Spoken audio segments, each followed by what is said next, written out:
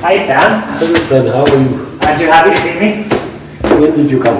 Oh, just now. How long are you here for? What, 5 days? Too long. Come on. Come on. Sam Hormasji Framji Jamshedji Manekshaw was born in a Zoroastrian family at Amritsar in 1914. So? One of the finest military commanders of the nation, Sam became India's first Field Marshal in 1973, attaining the highest rank in the Indian Army. His role as the Army Chief during the Bangladesh war operations had been vital to the country's outstanding victory. Today, the Field Marshal lives alone in the Nilgiri Hills in South India. He travels back in time over his rich and unique life with his grandson Jahan, making the past come alive. So, Sam, tell me about the beginning of the Bangladesh war. The Mukti Bahini. Oh, usual political stunts.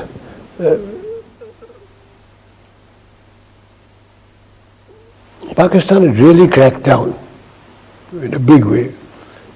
The poor old Bengalis, what could they do against the Pathans and Punjabi Muslims and the army?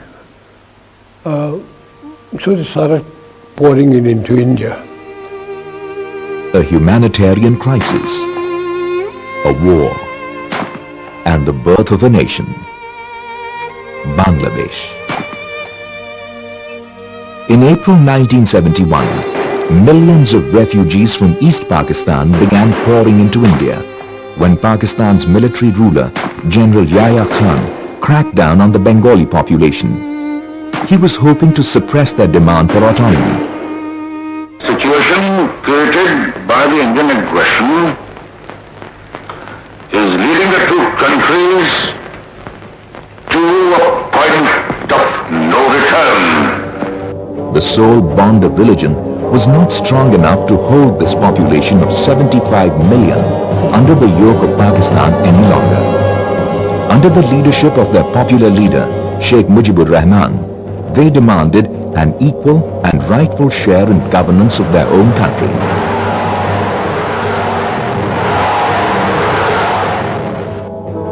Prime Minister Indira Gandhi was greatly disturbed by this influx of almost 10 million refugees whom India was in no position to accommodate. She felt the solution lay in going to war with Pakistan and summoned General Manekshaw, Chief of Army Staff since 1969. And Mrs. Gandhi, in an awful temper, looked at me and read out messages from the Chief Minister of West Bengal.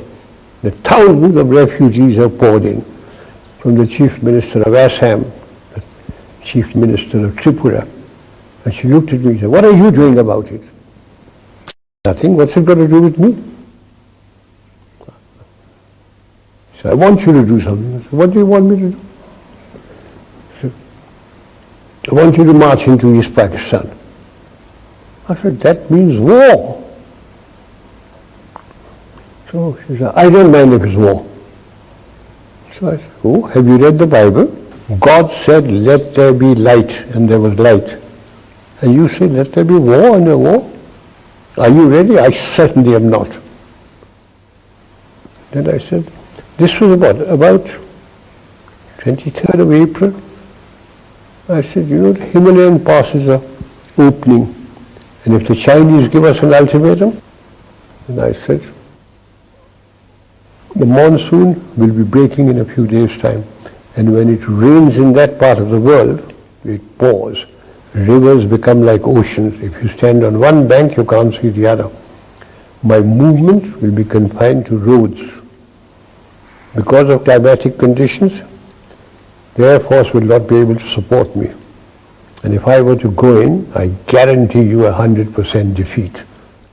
I said to Mrs. Gandhi, "Will you now give me your orders?"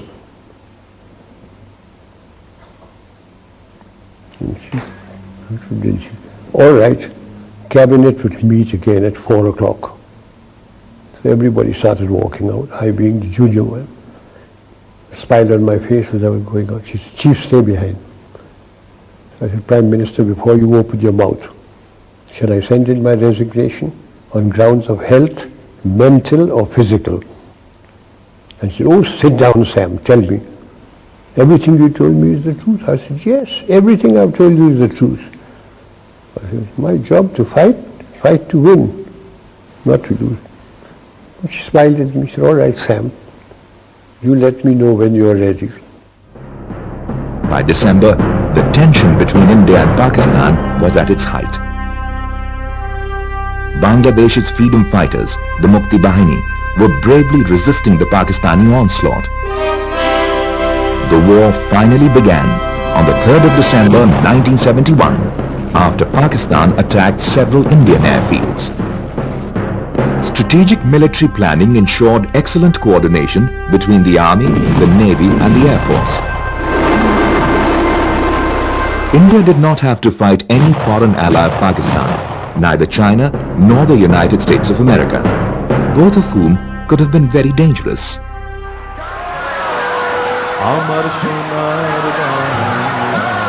The war, which lasted 13 days, ended on the 16th of December with the surrender by Lieutenant General A.K. Niazi to General Officer Commanding-in-Chief, Eastern Command, Lieutenant General Jagjit Singh Arora. India had captured nearly 5,000 square miles of Pakistani territory and 93,000 Pakistani troops had surrendered. Bangladesh became the first nation to be born after the Second World War. Indira Gandhi's rule as Prime Minister had reached its peak. 62, the morale had gone right down to the ankle. 65 restored it, but very partially. Not until this brilliant victory was that morale fully restored. Here was a complete victory. The whole world looked on India now as a great regional power. Before, we were not considered to be so powerful. But after the Bangladesh war, we emerged as a major power in the whole of this area. This was perhaps an ideal time to once and for all put an end to the Kashmir dispute. Unfortunately, the post-71 war talks at Simla between the two countries could not achieve this, and the state continues to be an issue of controversy.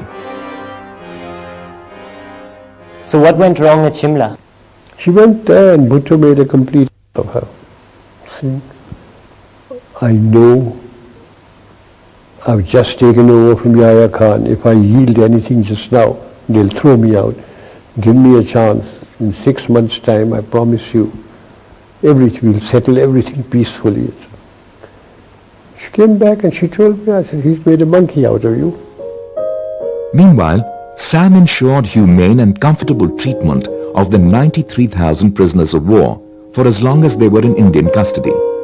He also ensured special care for women prisoners of war. Both he and his wife Sillu worked hard to ensure the rights and welfare of war widows. While these Pakistani prisoners of war lived in Pakka barracks belonging to the Indian Armed Forces in properly constructed buildings and in strong shelters. Our troops were staying in tents throughout that year and a half that the Pakistani troops were here. I went to Pakistan about 2 months after the conflict, and they really gave me a first-class welcome. The governor, this was at Lahore, the governor invited me for lunch, gave me a martini before lunch, wines at lunch, and during lunch he said, General, will you do me a favor? So I said, if I can, Mr. Governor, I will. I thought he was going to be asking me about some relation of it. He said, my staff is outside. They want to shake hands with you. I went out, and there they were all lined up. About the 11th man took his pagri off and put it at my feet. So I picked it up. They gave it to him. ये क्यों आपने किया? कहता हुजूर, आप थे तो हम बच गए. मेरे 5 लड़के आपके कैदी हैं. उनकी चिट्ठी आती है कि आपने सबको कुरान शरीफ दी, वो लोग बैरक में सोते हैं, आपके जवान बाहर सोते हैं। वो लोग चारपाई पे सोते हैं, आपके जवान ज़मीन पे सोते हैं। आप जब जाते हैं हाथ मिलाते हैं सबके साथ, लंगर में जाकर खाना टेस्ट करते हैं। And he turned around, the governor was with me. अब हम कभी नहीं मानेंगे साहब कि हिंदू खराब है। And I got into trouble in my own country. The bureaucrats and the ministers complained about me कि चीफ साहब तो उनको ऐसा रखते हैं कि जैसे उनके जवाई हैं, as if they were my sons-in-law. They complained against me, cabinet meeting, at the meeting. Mr.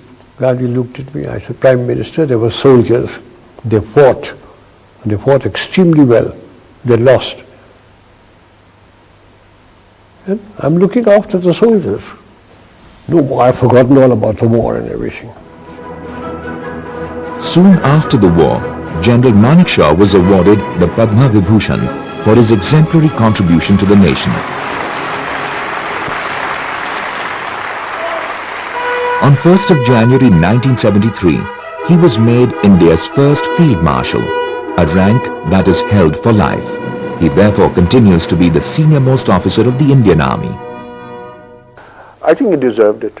He was the army chief and he had won the biggest victory we have ever had. He was the army chief and therefore credit has to go to him. He is one of the finest military commanders that India has produced. Why one of? Perhaps the foremost. Sam, what was your greatest achievement in the army? Do you know, from the rank of second lieutenant to field marshal, I have never punished a man. My adjutant general, when I was the chief, and my judge advocate general used to get, wild court-martial proceedings would come to me. If they said not guilty, I'd sign. If they said guilty and punished, I'd take the file home, I'll look at it, I'll say, no, I think witness number 3 has lied, it's the so-and-so thing. And they say, how can we maintain discipline with you as the army chief, you not punish? I say, you damn chaps, sit in Delhi with your wives and your children in lovely homes, and you forget what those chaps are going through. About a year after the Bangladesh war, I had come down from England and we went shopping for, just father and I, because I wanted to buy some cutlery. And we happened to find ourselves in Connaught Circus. And somebody, I think it was one of the shopkeepers where we went inside, recognized my father. Next thing you knew was he must have phoned up his friends or the grapevine, whatever it was. But the whole area where we were, every shopkeeper was out. Every shopkeeper had something to say, came and talked to him. Somebody wanted to touch his feet, somebody wanted to give him a present, somebody had some story to tell. And it was amazing how much affection and respect he commanded at that time. I couldn't go anywhere when people would ask, General, when are you taking over?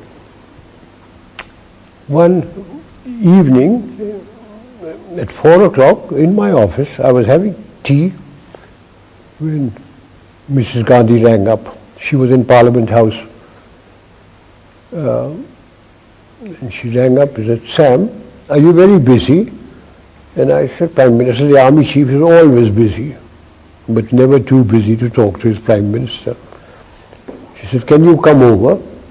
And I said, I'm having tea here. She said, I'll give you tea.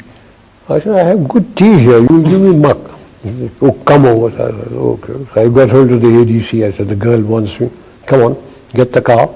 The girl wants me. They always knew I'd talk like that. So we got into the car, went to Parliament House. She was sitting in her office at a kidney-shaped table. She was an actress, she was sitting down like this. I walked in my breezy way. I said, hello, Prime Minister. You seem worried. What's wrong? She said, I've got problems. So I said, cry on my shoulder. What are your problems? And she looked me straight in the face and said, "You are my problem." So I said, "Now what have I done? Have I made a speech? Have I done something stupid?" So I said, "What have I done now?" She said, "Everybody says you're going to take over from me." So I said, "And what do you think?" She says, "You can't." And I said, "Oh, you think I'm so incompetent?" "I didn't mean that, Sam. You wouldn't." She has a long nose, I have a longer one. I put my nose next to her. I want to tell you, I have no intention or even a thought of getting involved in politics or taking over, as long as I command my army without interference. Okay, you have told you enough about Mrs. Gandhi and myself. Moraji Desai. Ah, you want to know about Moraji Bhai. You've been dying to tell that story, haven't you? I've got 2 or 3 stories about Moraji Bhai.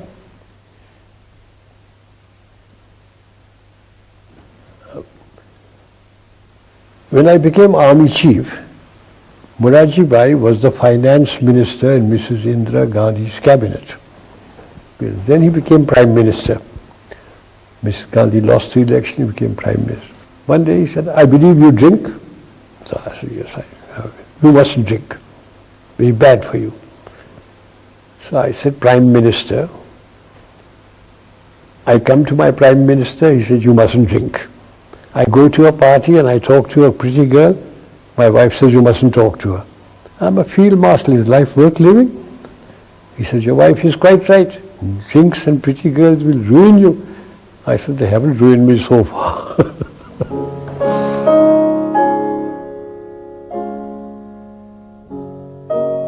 Sam, what are you reading? Some muck, as usual. Look what I found from Bombay. What? I found this in Bombay at Serubai's house. What? What's this you found? It's a photo of your entire family in Amritsar. Good God. I even recognize myself. How old were you then? Where did you find it? Serubai has it. Has a whole bunch of them with her. So? So what, I recognize myself there. A good-looking chap. I know. I wanted to know a little bit more about your childhood in Amritsar. My father was a doctor. His ancestral home was Balsar. He became a doctor in Bombay at a very young age.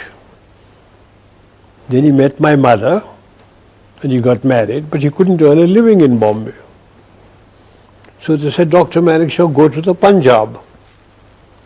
Now this is 1899 or 1900. Those people in Bombay didn't know where Punjab was. The fifth of 6 children, Sam was born into a Parsi family in 1914 in Amritsar.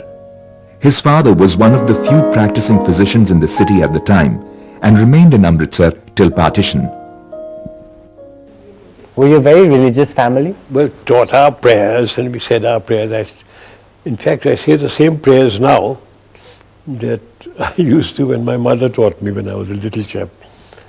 Every night. Every night. In bed before going to sleep. We had a wonderful childhood. There were 5 of us because my eldest brother Fali was in Bombay and my father sent us all off to boarding schools. My elder brother John went to Sherwood, I went to Sherwood, Jimmy went to Sherwood. My 2 sisters, Silla and Seru, they were sent to the convent in Murray. And we went for 9 months. We'd come back in December. You know, Sherwood has produced 2 excellent people. One field marshal and one Amitabh Bachchan. That's right. But Amitabh came much after me. Sam, tell me about your first girlfriend. Oh, first girlfriend, God. That was in Sherwood. We had a girls' school, All Saints there. I mustn't give you her name either. We used to go at night. And they'd come out from the dormitory through the lavatory, etc. We'd all meet there.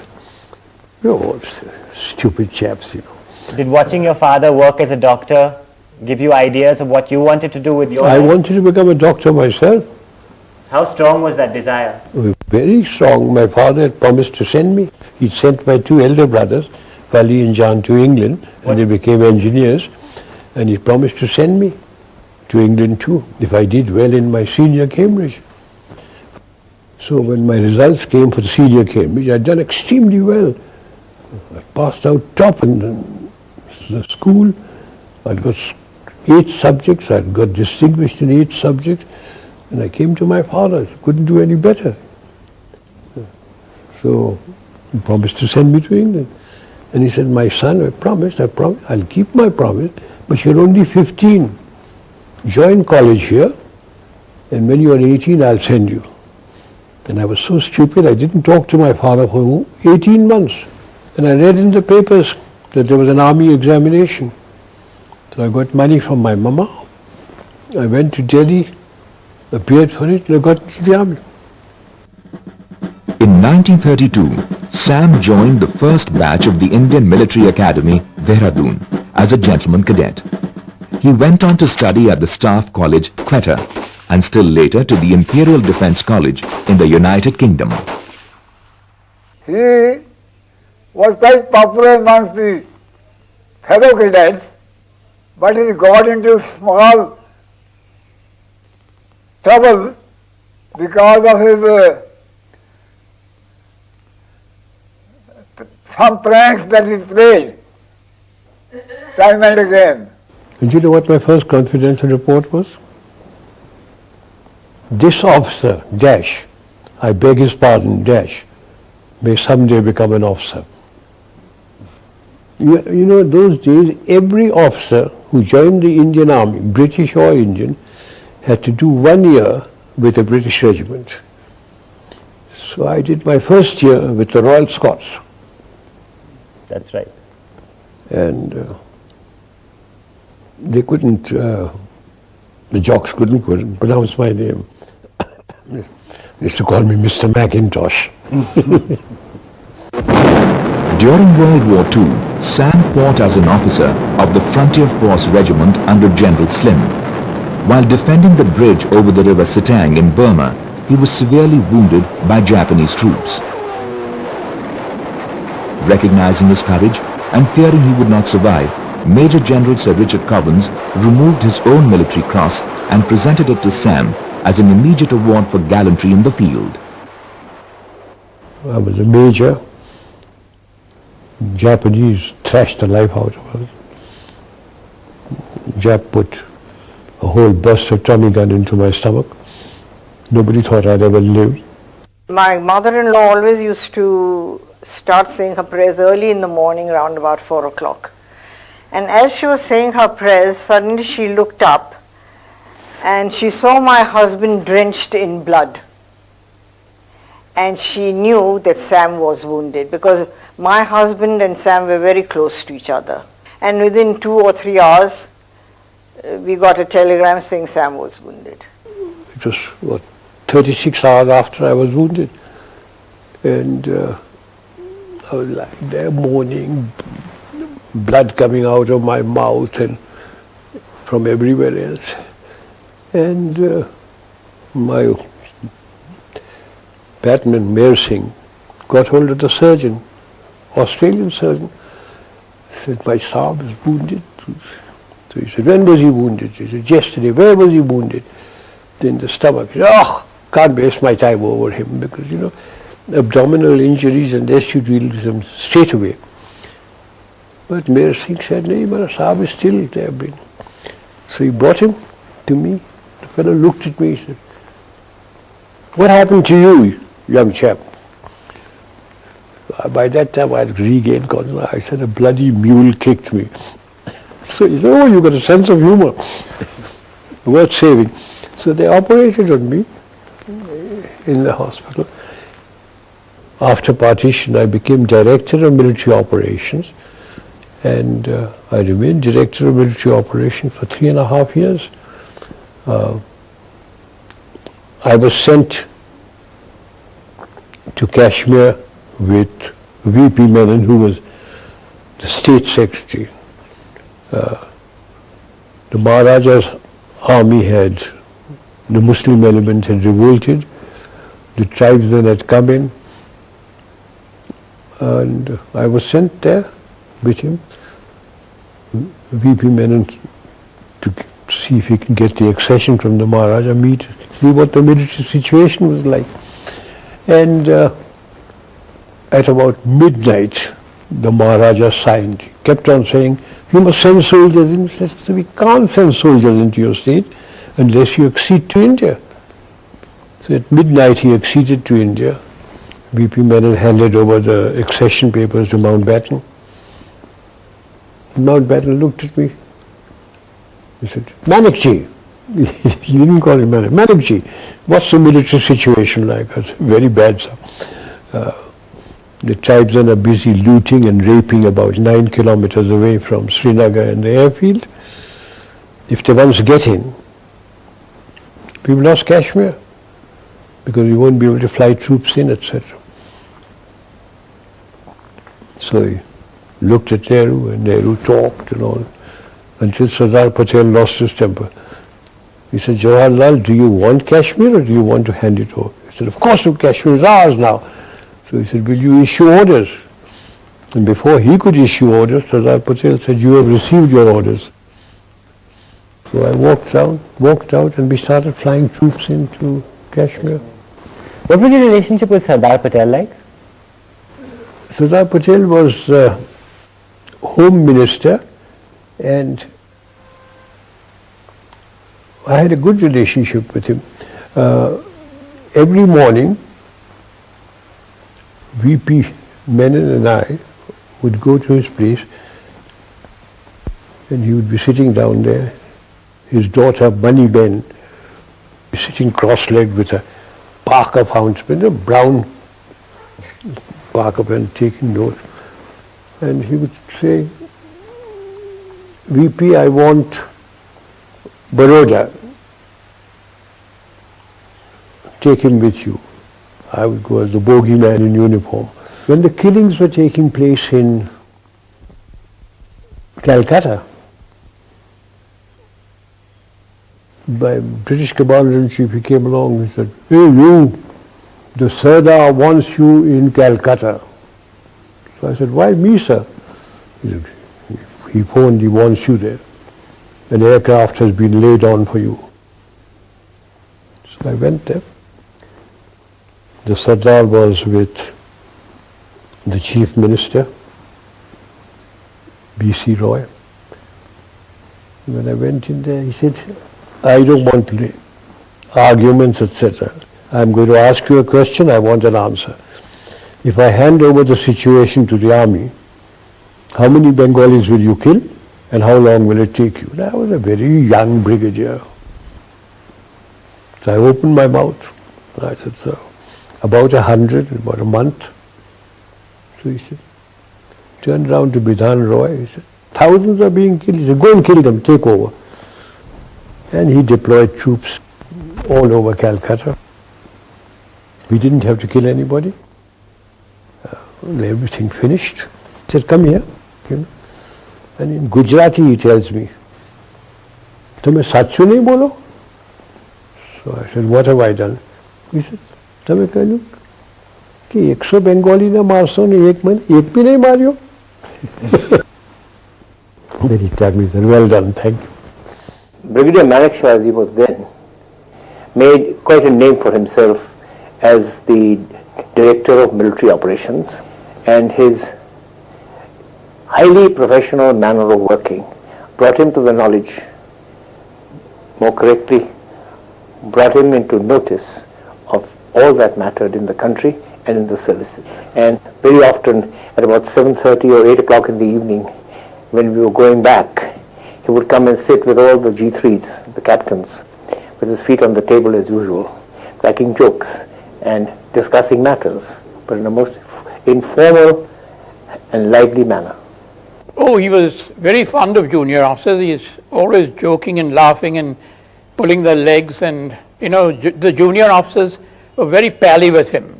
They never felt any fear of a senior officer or anything like that. Sam was very, very jolly chap. After being Commandant of the Infantry School Mau in 1955, Major General Manekshaw had become Commandant of the Defence Services Staff College Wellington, Nilgiris in 1959. In 1961, there was an inquiry against General Manekshaw instituted by the then Defence Minister Krishna Menon. Sam was accused of being too anglicized, and statements allegedly made by him on various occasions in the past were collectively dug up and used as evidence.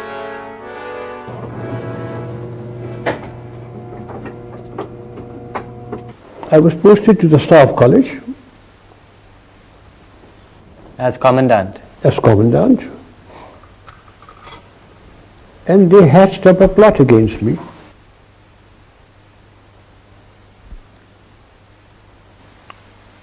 They had inquiries against me. And what were the charges against me? That I am more British than Indian. That I am alleged to have said that I will have no instructor at the Staff College whose wife looks like an ayah. Oh, in some ways you can say that the charges were very comic. He was alleged to have made remarks which no man in his senses would really make. Sam had a habit of speaking out of turn, and what he said could be misinterpreted. Sam was genuinely a nationalist, but he used to come out with most outrageous remarks. Actually, it was all rubbish. There was nothing in it. It was just twisted, just to fix him.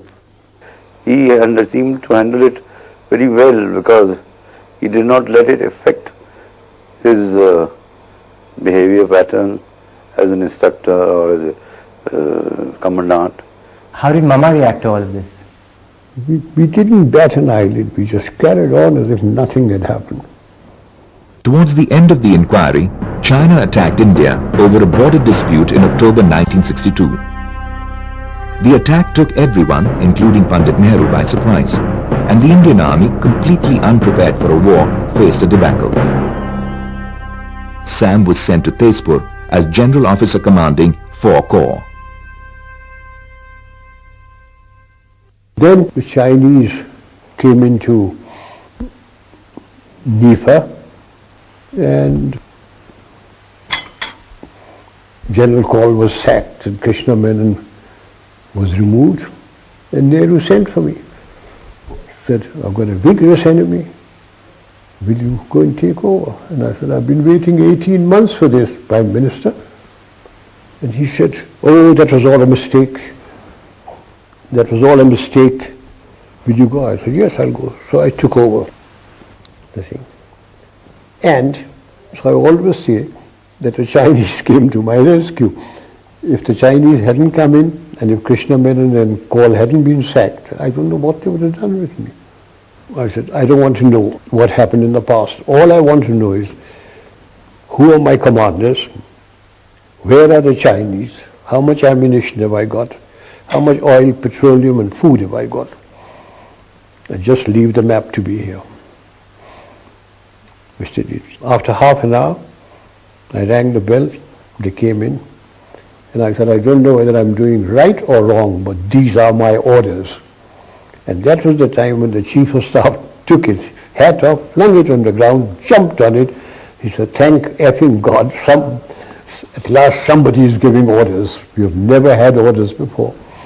And my orders were that we start advancing. They were. Now, Khanna, Leisha. So Sam, tell me about when you joined the Gurkhas. Oh Lord.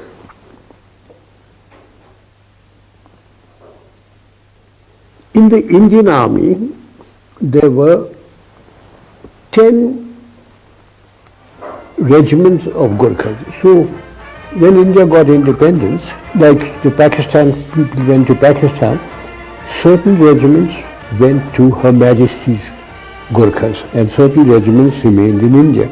But there was a treaty between the King of Nepal and the British government that all Gurkha regiments would be officered by British officers.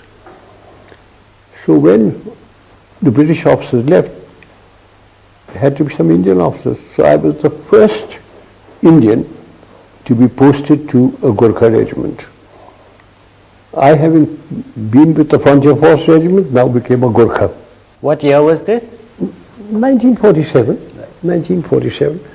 And I met a Gurkha sentry. I looked at him and I said, asked him, "Tera naam kya hai?"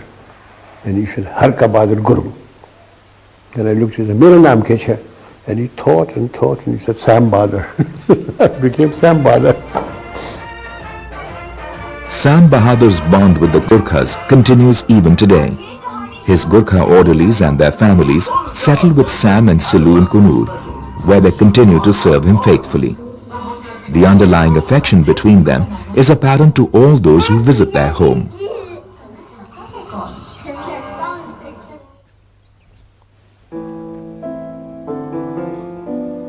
Hey Sam. After retiring as army chief, the Field Marshal created a new life for himself in the boardrooms of the corporate world. How much do we have to He was invited to join the boards of several top companies of the country and continues to actively help and advise them regularly. His ability to motivate people from all walks of life is perhaps one of his greatest assets. I'm going on the 29th of this month to Madras. From Madras I catch a flight to Calcutta.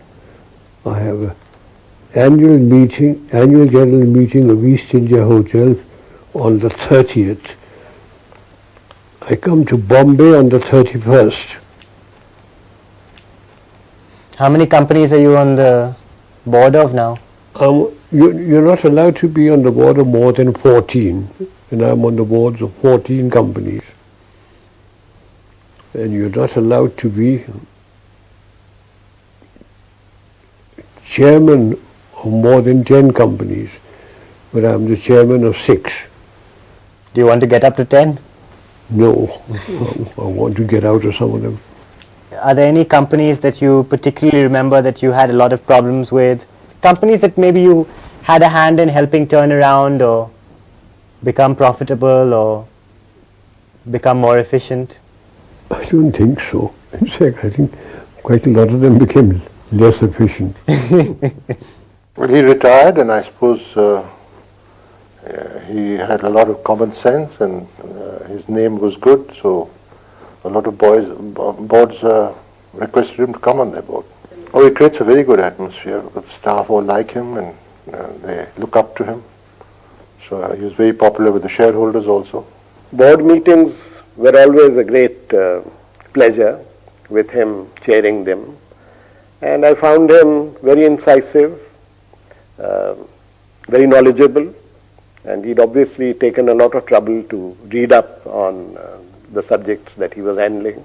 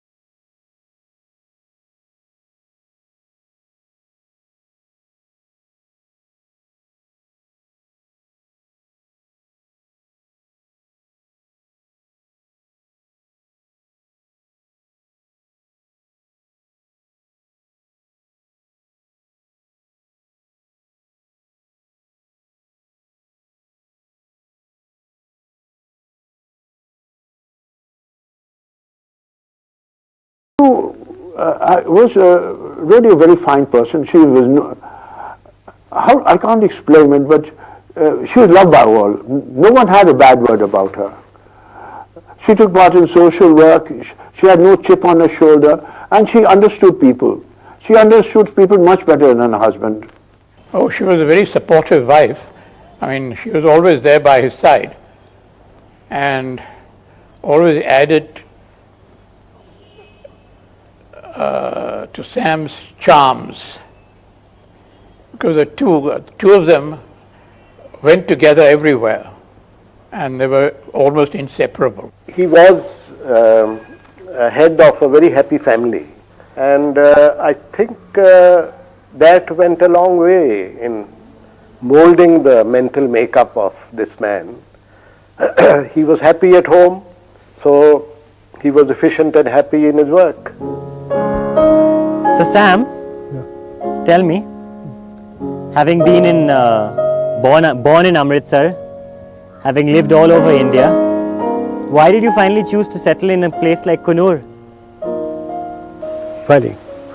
I used to be the commandant of the staff college, and then after the Chinese, I was sent off to take over that defeated army. And Mama was here, and she bought half acres of hillside for the princely sum of 18,500 rupees. Mama built this house? Mama got it built anyway. She designed it. So why don't you tell me why we call this place Stavka? Oh, that's very simple. Stavka, if you read War and Peace, is the headquarters of the highest military commander in the land. And I didn't know what to call it until my daughter Sherry, who is educated, said, "Father, why are you thinking you must call it Stavka?" I said, "Why Stavka?" And she told me. Have you read War and Peace? No. What all do you do in terms of Coonoor and its community? Very little. When Sidhu was living, we'd go out. She'd arrange things, we'd go out. After she's dead, I keep to myself mostly. But you should go out and socialize some. Nobody likes mixing with a field marshal. Oh, come on. Tell me more about Sidhu. What did she do in the army as an army wife? Oh, she did a lot. She did all the army wives' welfare funds and all that sort of thing. She's very good that way. She did a lot of philanthropic work here also? Yes, she started that clinic, and she did that. She's very good about all those things. Anyway, why do you keep on asking me about my wife? Because, okay, one final question. What? Then I'll leave you to it. Yeah. Actually two final questions. Two now, go on. Yes. One. What? Looking at your life as a military general, having all that power at your command, are you happy with the way things went? Was there anything you would have liked to have done differently in your entire career as a general, as a soldier? No, quite happy. And how about your personal life? I had a very pleasant personal life. I had my two daughters, I had my grandchildren, I had my wife, I had my Gurkhas. Quite happy. Do you like your grandchildren? Some of them.